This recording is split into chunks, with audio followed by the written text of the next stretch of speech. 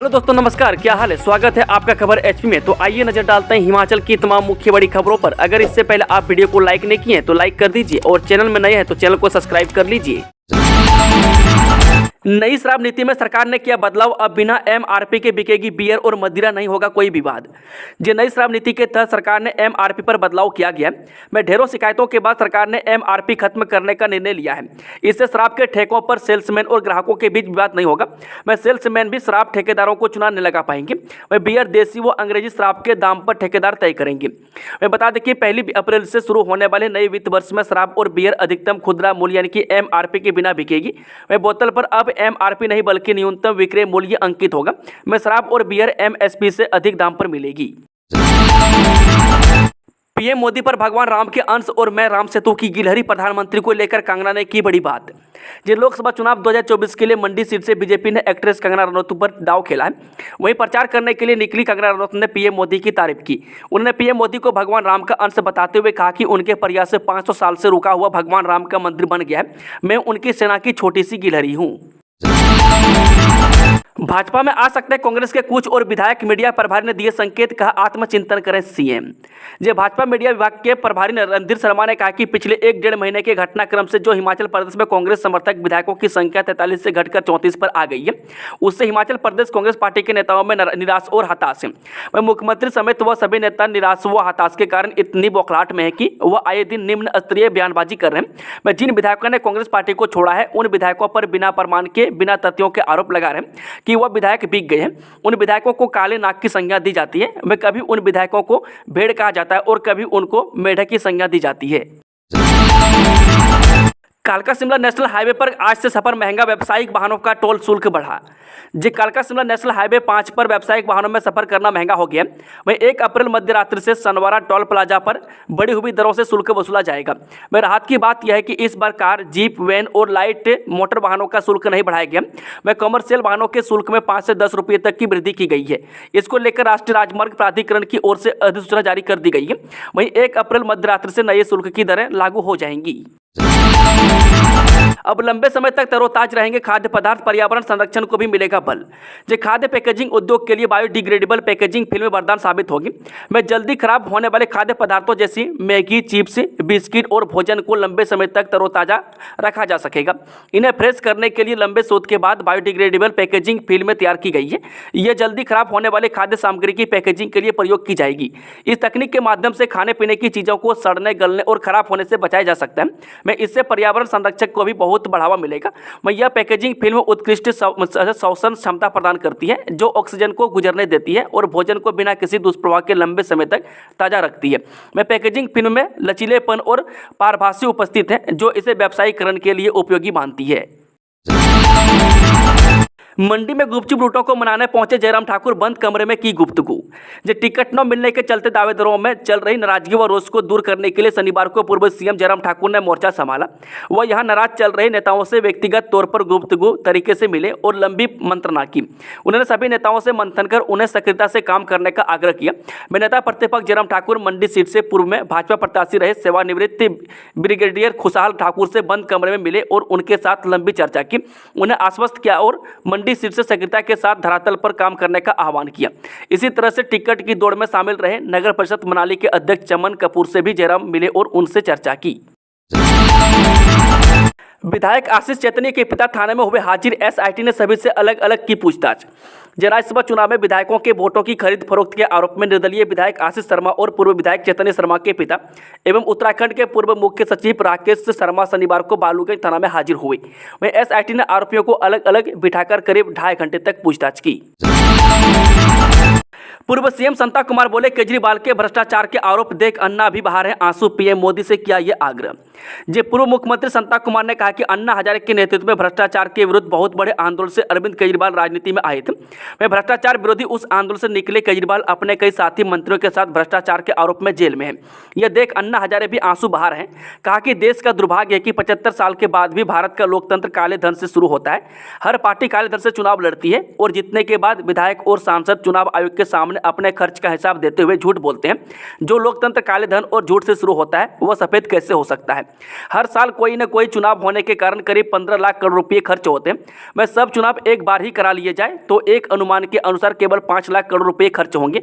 मैं सरकार चुनाव खर्च के लिए एक विशेष टैक्स लगाए, व एक सख्त कानून बनाया जाए। इसके अनुसार उस धन से अधिक खर्च करना अपराध माना जाए, जिसके लिए सख्त सजा का प्रावधान किया जाए। उन्होंने कहा कि नरेंद्र मोदी इतिहास के सारे रिकॉर्ड तोड़कर तीसरी बार देश के प्रधानमंत्री बनेंगे। उन्होंने आग्रह किया है कि देश के लोकतंत्र को इस काले धन और झूठ से मोदी बचाएं। शहीद का सैनिक सम्मान के साथ अंतिम संस्कार। जे उपमंडल फतेहपुर की पंचायत लरहू के 28 वर्षीय सैनिक जसवीर सिंह का शव उनके गांव में पहुंचते ही समस्त पंचायत में शोक की लहर दौड़ गई तथा परिजनों का रो रो करके बुरा हाल हुआ। वह सैनिक का शव जैसे ही घर में पहुंचा तो चीखों पुकार की सुनाई दे रही थी। वह सैनिक का शव देखकर माता पिता फुट फुट कर रोई तो वहीं दोनों बच्चियों भी अपने पिता के शव को निहारती रही। वह पत्नी सालू भी आखिरी धाम पर पहुंचकर खूब रोई। इस दौरान सेना की एक टुकड़ी ने सैनिक को सलामी दी। वह रविवार को परहोल स्थित आखिरी धाम पर पूरे सैनिक सम्मान के साथ अंतिम संस्कार कर दिया गया। वह सैनिक के बड़े भाई ने मुख अग्नि दी। वह प्रशासन की तरफ से पुलिस चौकी रहन की टीम, नायब तहसीलदार फतेहपुर व क्षेत्र के सैकड़ों लोगों ने शामिल होकर सैनिक को नम आंखों से अंतिम विदाई दी। ओपीएस मांगने पर बीजेपी ने उड़ाया कर्मचारियों का मजाक। जम्मू के संसदीय सचिव आशीष बुटेल तथा डिप्टी चीफ व्हिप केवल सिंह पठानिया ने कहा कि वर्तमान कांग्रेस सरकार ही कर्मचारियों की हितैषी सरकार है। उन्होंने कहा कि पहली ही कैबिनेट बैठक में राज्य सरकार ने अपने चुनावी गारंटी को पूरा करते हुए 1,36,000 सरकारी कर्मचारियों के लिए पुरानी पेंशन स्कीम को बहाल किया और इसे पुराने स्वरूप में लागू किया। उन्होंने कहा कि मुख्यमंत्री सुखविंदर सुक्खू के नेतृत्व में ऐसा करने वाले हिमाचल प्रदेश देश का पहला राज्य है, जबकि राजस्थान में चुनाव के बाद वहां भाजपा सरकार बनते ही पूर्व की कांग्रेस सरकार के समय लागू की गई पुरानी पेंशन स्कीम को बंद कर दिया है। वह दोनों ने कहा कि केवल कांग्रेस सरकार के कार्यकाल में ही सरकारी कर्मचारियों के हित सुरक्षित हैं। उन्होंने कहा कि पुरानी पेंशन प्रदान करने पर केंद्र सरकार ने हिमाचल प्रदेश पर कई प्रकार की पाबंदियां लगाई। वह केंद्र से मिलने वाली वित्तीय सहायता को कम किया, लेकिन इसके बावजूद वर्तमान राज्य सरकार का संकल्प है कि कर्मचारियों को ओपीएस हर हाल में दी जाएगी। यही नहीं, केंद्र सरकार एनपीएस के 10,000 करोड़ रुपये भी कुंडली मारे बैठी है। शिक्षक नेता पर दांव खेल सकती है कांग्रेस। जिन लोकसभा की शिमला सीट पर इस बार कांग्रेस एक शिक्षक नेता पर भी दांव खेल सकती है। मैं शिमला की एकमात्र आरक्षित संसदीय सीट को पिछले 3 चुनावों से कांग्रेस नहीं जीत पाई है। मैं टिकट पर फैसला 6 या 7 अप्रैल को दिल्ली में होने वाली बैठक में होगा। इस सीट के लिए बनाए गए पैनल में पहले कसौली से कांग्रेस विधायक विनोद सुल्तानपुरी, अमित नंदा और पछात से दयाल प्यारी का नाम है। वह विधायक को लोकसभा चुनाव लड़ाना विधानसभा की वर्तमान परिस्थितियों में संख्या बल के हिसाब से सही नहीं लग रहा है। मैं जबकि महिला कोटे में प्रतिभा सिंह को पहले ही मंडी में लगभग फाइनल कर दिया। मैं कांगड़ा सीट पर भी आशा कुमारी का नाम तगड़े दावेदारों में लिया जा रहा है। कंगना ने सुलगाई सियासी चिंगारी, जयराम ने रूठे साथी मनाए। जब मंडी सीट से भाजपा प्रत्याशी फिल्म अभिनेत्री कंगना रनौत ने अपने चुनाव प्रचार अभियान का श्री गणेश करते हुए सियासी चिंगारी सुलगा दी है। मैं एक दिन के चुनाव प्रचार और स्वागत समारोह में ही कंगना रनौत ने अपने इरादे स्पष्ट करते हुए अपने तेवर भी दिखा दिए। वहीं दूसरी तरफ पूर्व मुख्यमंत्री जयराम ठाकुर ने मंडी सीट पर कंगना की सियासी पीच को मजबूत बनाने के लिए रूठे साथियों को मनाने का सिलसिला शुरू कर दिया है। वहीं पूर्व मुख्यमंत्री जयराम ठाकुर ने शनिवार को भाजपा से नाराज चल रहे पुराने साथियों के साथ मंडी में मुलाकात की और उनकी पार्टी से चल रही नाराजगी को दूर करने का प्रयास किया। वह पूर्व मुख्यमंत्री ने नगवाई में ब्रिगेडियर खुशहाल ठाकुर से मिलने उनके घर पहुंचे और उनसे काफी देर तक बातचीत की। सरकार पर पड़ेगा 2300 करोड़ रुपए का भार। जब बिजली बोर्ड की 1 अप्रैल से लागू हो रही दरों से कर्मचारी नाराज हो गए। मैं दरअसल विद्युत नियामक आयोग ने बिजली की जिन दरों को बढ़ाने का फैसला किया है उसका भुगतान राज्य सरकार सब्सिडी के तौर पर करेगी। मैं आयोग ने बढ़ाई गई बिजली दरों की अंतर राशि लगभग 1200 करोड़ रुपये रहने का अनुमान है। इस तरह प्रदेश सरकार की कुल वार्षिक सब्सिडी 2300 करोड़ रुपये हो गई है। इसका भुगतान राज्य सरकार को बिजली बोर्ड को तय समय पर करना होगा। ऐसे में वेतन, पेंशन समेत अन्य खर्च के लिए एक बार फिर राज्य सरकार का मुंह ताकने की नौबत बिजली बोर्ड को आ सकती है। मैं इन सब बातों पर बोर्ड कर्मचारी नाखुश हैं। वह प्रदेश सरकार की खराब वित्तीय हालातों के कारण 125 यूनिट बिजली की सब्सिडी का पैसा बोर्ड को समय पर नहीं मिल पा रहा है। ऐसे में अब बढ़ी हुई दरों की राशि का बोर्ड को समय पर न मिलना बोर्ड की स्थिति को और बिगाड़ देगा। वह बिजली बोर्ड कर्मचारी संयुक्त संघर्ष मोर्चा के संगठन सचिव हीरालाल वर्मा ने बताया कि बिजली बोर्ड को डुबोने का बाकी काम प्रदेश सरकार ने पिछले दिनों बनाई गई एनर्जी मैनेजमेंट सेंटर पूरा कर देगा। भ्रष्टाचारियों पर होगी कार्रवाई, हम झुकेंगे नहीं। जे प्रधानमंत्री नरेंद्र मोदी ने क्रांतिकारी मेरठ से चुनावी शंखनाद करते हुए रविवार को कहा कि कितना भी बड़ा भ्रष्टाचारी हो उसके खिलाफ कार्रवाई होगी और मोदी झुकने वाला नहीं है। वह पीएम मोदी यहां मोदीपुरम स्थित केंद्रीय आलू अनुसंधान संस्थान के मैदान में आयोजित विशाल रैली को संबोधित कर रहे थे। उन्होंने कहा कि वह भ्रष्टाचार पर कार्रवाई कर रहे हैं तो कुछ लोग अपना आपा खो बैठे। उन्होंने विपक्ष पर निशाना साधते हुए कहा, मोदी का मंत्र है भ्रष्टाचार हटाओ, वे कहते हैं भ्रष्टाचारी बचाओ। वह प्रधानमंत्री ने कहा, वर्ष 2024 का चुनाव महज सरकार बनाने के लिए नहीं है, बल्कि दो खेमों की लड़ाई है। एक खेमा राष्ट्रीय जनतांत्रिक गठबंधन का है जो भ्रष्टाचार हटाने के लिए मैदान में है, जबकि दूसरा वो है जो भ्रष्टाचारियों को बचाने के लिए मैदान में है। उन्होंने कहा कि इन भ्रष्टाचारियों ने इन बेईमानियों में जिनका धन लूटा है उनका धन मुझे वापस लौटाना है और इन्हीं लोगों ने मिलकर एक इंडी गठबंधन बना लिया है। विपक्ष ने पीएम मोदी के खिलाफ भरी हुंकार। जब विपक्षी दलों के प्रमुख नेता रविवार को दिल्ली के ऐतिहासिक रामलीला मैदान में इंडिया समूह के नेतृत्व में जुटे तथा प्रधानमंत्री नरेंद्र मोदी पर लोकतंत्र और संविधान कुचलने का आरोप लगाते हुए एकजुटता से संघर्ष करने का संकल्प व्यक्त किया। में इंडिया समूह ने भारतीय जनता पार्टी यानी कि भाजपा की सरकार की कथित जन विरोधी नीतियों और श्री मोदी की कथित तानाशाही के विरोध में लोकतंत्र बचाओ रैली का आयोजन किया और लगातार संघर्ष करने की हुंकार भरी। वहीं महारैली में कांग्रेस अध्यक्ष मल्लिकार्जुन खड़गे, पार्टी की पूर्व अध्यक्ष सोनिया गांधी और राहुल गांधी, पार्टी की वरिष्ठ नेता प्रियंका गांधी वाड्रा, समाजवादी पार्टी के अखिलेश यादव, राष्ट्रीय जनता दल के तेजस्वी यादव, राष्ट्रवादी कांग्रेस पार्टी शरद गुट के शरद पवार, शिवसेना उद्धव गुट के उद्धव ठाकरे, झारखंड मुक्ति मोर्चा की कल्पना सोरेन, झारखंड के मुख्यमंत्री चंपई सोरेन, तृणमूल कांग्रेस के डेरेक ओ ब्रायन, आम आदमी पार्टी गोपाल राय, दिल्ली के मुख्यमंत्री अरविंद केजरीवाल की धर्मपत्नी सुनीता केजरीवाल, पंजाब के मुख्यमंत्री भगवंत मान, भारतीय कम्युनिस्ट पार्टी के डी राजा, मार्क्सवादी कम्युनिस्ट पार्टी के सीताराम येचूरी, नेशनल कॉन्फ्रेंस के Farooq Abdullah, people's democratic party की महबूबा मुफ्ती और द्रविड़ मुनेत्र कसगम के तिरुचेरी शिवा समेत 28 पार्टियों के नेता शामिल हुए। कॉलेजों में एनईपी लागू करने को 30 अप्रैल तक ऑर्डिनेंस तैयार करने का लक्ष्य, पाठ्यक्रम में भी होगा अपडेट। जो हिमाचल प्रदेश विश्वविद्यालय से संबंध कॉलेजों में राष्ट्रीय शिक्षा नीति यानी कि एनईपी लागू करने की कवायद के बीच जल्द ऑर्डिनेंस तैयार करने की प्रक्रिया शुरू होगी। मैं अगले सत्र 2024-25 से कॉलेजों में एनईपी लागू करने के लिए विश्वविद्यालय प्रशासन ने 30 अप्रैल तक ऑर्डिनेंस तैयार करने का लक्ष्य रखा है। मैं नई व्यवस्था लागू करने के लिए फिलहाल सबसे महत्वपूर्ण ऑर्डिनेंस तैयार करना है। ऐसे अप्रैल माह के शुरुआत में ही विश्वविद्यालय प्रशासन इस दिशा में करने में जुट जाएगा। मैं हाल ही में हिमाचल प्रदेश विश्वविद्यालय ने dean of studies professor BK Shivram की अध्यक्षता में कमेटी गठित की है। इस कमेटी की देखरेख में ऑर्डिनेंस तैयार किया जाएगा। इसके अलावा नई शिक्षा नीति के अनुसार कॉलेजों में कोर्सेज संचालित करने के लिए पाठ्यक्रम को अपडेट किया जाएगा। मैं पाठ्यक्रम अपडेट करने का कार्य भी साथ साथ किया जाएगा। बेटी आस्था के साथ 70 किलोमीटर पैदल चलकर मां चिंतपूर्णी के दरबार पहुंचे मुकेश अग्निहोत्री। जब बेटी मां चिंतपूर्णी की 3 दिन की कठिन पैदल यात्रा पर निकली तो मुकेश अग्निहोत्री पिता के साथ साथ मां का किरदार भी निभाते नजर आए। मैं तेज धूप, बारिश, तूफान और व्यथित मन के बीच लगातार कदम बढ़ाती रही। बेटी को लोगों का भी खूब स्नेह मिला। मैं जब बेटी के पैरों में छाले पड़े तो पिता के रूप में मुकेश अग्निहोत्री ने यूं मरहम लगाया मानो वह माँ होने का फर्ज भी अदा कर रहे हैं। मैं कभी अग्निहोत्री बेटी आस्था को दिलासा देते नजर आए, कभी थकान मिटाने, कभी पैरों पर पड़े छालों में मरहम लगाते और हिम्मत बढ़ाने के लिए सीने से लगाते नजर आए तो सिर को दबाकर उसके दर्द को भी कम करते नजर आए। मैं अग्निहोत्री को पिता के रूप में दोहरी भूमिका निभानी पड़ी। मैं कई पल मार्मिक भी आए जब बाप बेटी भावुक भी हुए। उन्हें देखकर साथ चले लोग भी आंसू रोक नहीं पाए। बिकाऊ विधायकों को बीजेपी ने खरीद लिया, मंत्री राजेश धर्मानी ने लगाए गंभीर आरोप। ये लोकसभा चुनाव की घोषणा के साथ हिमाचल प्रदेश सहित पूरे देश में सियासत तेज हो गई है। हिमाचल प्रदेश में 7वें और आखिरी चरण में 4 सीट पर चुनाव होने हैं। मैं लोकसभा चुनाव के 7 प्रदेश में 6 विधानसभा क्षेत्र में उपचुनाव की भी घोषणा हो चुकी है। मैं इस बीच कांग्रेस और बीजेपी के नेताओं में आरोप प्रत्यारोप का सिलसिला जारी है। हिमाचल प्रदेश सरकार में तकनीकी शिक्षा मंत्री राजेश धर्मानी ने कहा कि बीजेपी नेता प्रदेश की जनता को गुमराह करने के लिए तर्कहीन बयानबाजी कर रहे हैं और मर्यादित टिप्पणी करना बंद करे सीएम सुक्खू। बीजेपी विधायक रणधीर शर्मा ने दे डाली नसीहत। जब भारतीय जनता पार्टी के वरिष्ठ नेता और श्री नैना देवी जी से विधायक रणधीर शर्मा ने मुख्यमंत्री सुखविंदर सिंह सुक्खू पर निशाना साधा। उन्होंने कहा कि मुख्यमंत्री लगातार कांग्रेस के 6 पूर्व विधायकों के बीच अपमानजनक शब्दों का इस्तेमाल कर रहे हैं।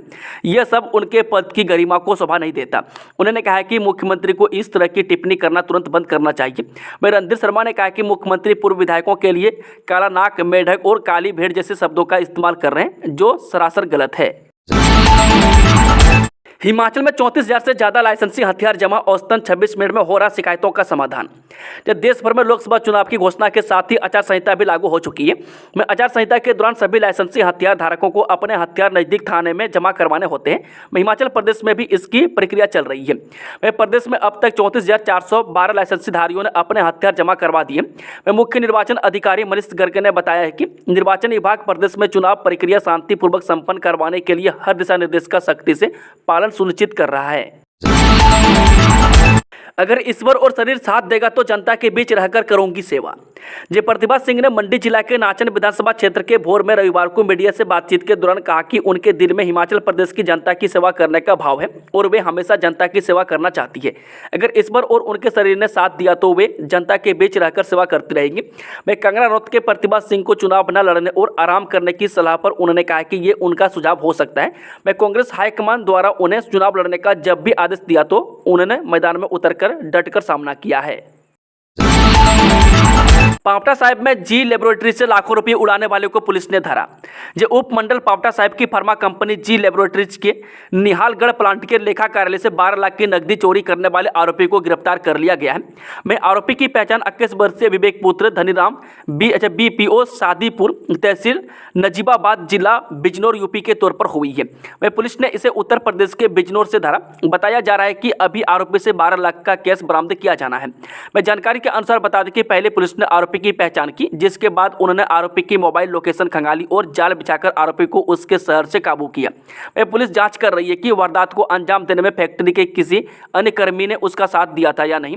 मैं बता दें कि आरोपी विवेक जी लेबोरेटरीज में ही काम करता था। वह करीब 5 साल से पावटा साहिब में ही रह रहा था। मैं आरोपी ने होली के दिन इस वारदात को अंजाम दिया और बाइक पर बिजनौर भाग गया। मैं मामले की पुष्टि पावटा साहिब की DSP अदिति सिंह ने की है। कांग्रेस के और विधायक भी बीजेपी के संपर्क में पार्टी में होना चाहते हैं शामिल।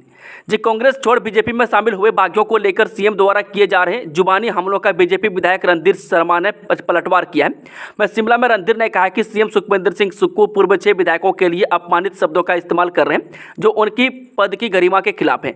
मैं सीएम को इस तरह की अमर्यादित भाषा शोभा नहीं देती है। मैं रणधीर ने कहा कि कांग्रेस के और विधायक भी बीजेपी के संपर्क में है और पार्टी में शामिल होना चाहते हैं। शिमला में तेजधार हथियार से व्यक्ति की हत्या, आरोपी फरार। हिमाचल प्रदेश की राजधानी शिमला के रोहड़ू में आपसी झगड़े में एक नेपाली मूल के व्यक्ति की हत्या का मामला सामने आया है। मैं तेजधार हथियार से हत्या करने के बाद आरोपी फरार हो गया है। मैं पुलिस मामले की छानबीन कर रही है। जानकारी के अनुसार बता दें कि दिलाराम ग्राम अस्तानी यानी कि थाना रोहड़ू के बगीचे में कमल नामक व्यक्ति उम्र 35 से 36 साल काम करता था। मैं बीती शाम कमल की बगीचे में काम कर रहे अन्य व्यक्ति के साथ लड़ाई हो गई। इस खूनी लड़ाई में नेपाली व्यक्ति ने कमल पर तेजधार हथियार से हमला किया, जिससे कमल की मौत हो गई। मैं हत्या के बाद आरोपी फरार हो गया। बर्फबारी और बारिश से भरमौर पठानकोट हाईवे समेत 6 रास्तों पर लगा जाम, विद्युत आपूर्ति ठप। हिमाचल प्रदेश में बदले मौसम के चलते चंबा जिले के भरमौर पांगी में हल्की बर्फबारी और निचले क्षेत्रों में मूसलाधार बारिश हुई। में इससे भरमौर पठानकोट हाईवे समेत आधा दर्जन मार्गों पर वाहनों की रफ्तार थम गई। वे वाहनों की रफ्तार थमने से देखते ही देखते छोटे बड़े वाहनों की लंबी कतार लग गई। वे मार्गों के बंद होने से अपने गंतव्य की ओर निकले लोगों को परेशानियों का सामना करना पड़ा। मैं सूचना मिलने के बाद हाईवे और लोनबी के कर्मियों की टीमों ने मौके पर पहुंचकर हाईवे और मार्ग बहाली का कार्य शुरू किया है। वहीं मूसलाधार बारिश के चलते पेड़ गिरने और ट्रांसफार्मर जैसे जलने से दर्जनों गांव में अंधेरा पसरा रहा है। वहीं उपायुक्त चंबा मुकेश रपसवाल ने बताया कि पटरी से उतरी सेवाओं को पुनः बहाल करने के कार्यों में टीमें जुट गई है। में जल्द व्यवस्था सुचारू होंगी। हिमाचल पुलिस अलर्ट, आचार संहिता के बाद 1 करोड़ 20 लाख की अवैध शराब और लाखों के मादक पदार्थ पकड़े। हिमाचल प्रदेश में आचार संहिता लगने के बाद जैसे चुनाव प्रक्रिया शुरू हुई है वैसे ही नशे का प्रचलन बढ़ गया। मैं पुलिस आए दिन नशे के सामान के साथ लोगों को पकड़ रही है। मैं पुलिस ने जहां भारी मात्रा में नशीले पदार्थ बरामद किए हैं वहीं शराब भी भारी संख्या में जब्त किए हैं। मैं आचार संहिता लगने के बाद अब तक 60 लाख से अधिक के नशीले पदार्थ जब्त किए जा चुके हैं। मैं 26 लाख से अधिक की शराब भी पकड़ी गई है। मैं पुलिस से मिली जानकारी के अनुसार हिमाचल प्रदेश में 1 जून को होने वाले लोकसभा चुनाव व विधानसभा उपचुनाव को लेकर पुलिस अलर्ट मोड में है। भारतीय चुनाव आयोग के निर्देशों के अनुरूप पुलिस विभाग द्वारा सभी सुरक्षा प्रबंधों को पूर्ण किया जा रहा है। हिमाचल प्रदेश पुलिस प्रदेश में स्वतंत्र व निष्पक्ष चुनाव करवाने के लिए प्रतिबद्ध नजर आ रही है। अब राजधानी शिमला में भी रहना हुआ महंगा, पानी और बिजली के दामों में होगी वृद्धि। जो हिमाचल प्रदेश के शिमला में आज से रहना महंगा होगा। वह पानी की दरों में बढ़ोतरी करने की शिमला जल प्रबंधन निगम ने तैयारी कर ली है। वह पानी के मामले में नगर निगम के महापौर सुरेंद्र चौहान ने SJPNL के अधिकारियों को बैठक में बुलाया था। इसमें लोगों को समय समय पर बिल न मिलने से हो रही परेशानी का मामला उठाया था। चिट्टा तस्कर को 2 साल की कैद और जुर्माना। जी हां, चिट्टे के साथ पकड़े गए आरोपी को दोषी करार देते हुए माननीय अदालत ने 2 साल कठोर कारावास की सजा सुनाई है। वह 2 साल कठोर कारावास की सजा के साथ ही दोषी को 25,000 जुर्माना राशि का भी भुगतान करना पड़ेगा। वह जुर्माना अदा न करने की सूरत में 3 महीने का अतिरिक्त कारावास भोगना होगा। वह विशेष न्यायाधीश हमीरपुर विकास भारद्वाज की अदालत ने यह सजा सुनाई है। वह व्यक्ति निवासी वार्ड नंबर 7 भोटा तहसील बड़सर जिला हमीरपुर को यह सजा सुनाई गई है। वह जानकारी के मुताबिक बता दें कि 17 जून 2021 को दोपहर के समय पुलिस से PWD रेस्ट हाउस के पास गश्त कर रही थी। वह आरोपी पुलिस सड़क पर जा रहा था तथा पुलिस को देखकर भागने लगा। वह पुलिस ने उसे घेराबंदी कर पकड़ा तथा इसके पास से 5 किलो 261 ग्राम चिट्टा बरामद किया गया। वह मामला पुलिस थाना हमीरपुर में दर्ज हुआ तथा बाद में मामला कोर्ट में पहुंचा। वह कोर्ट ने शनिवार को मामले में सजा सुनाई है। इस मामले में 18 गवाहों की गवाही हुई तथा केस की पैरवी जिला न्यायवादी संदीप अग्निहोत्री ने की है।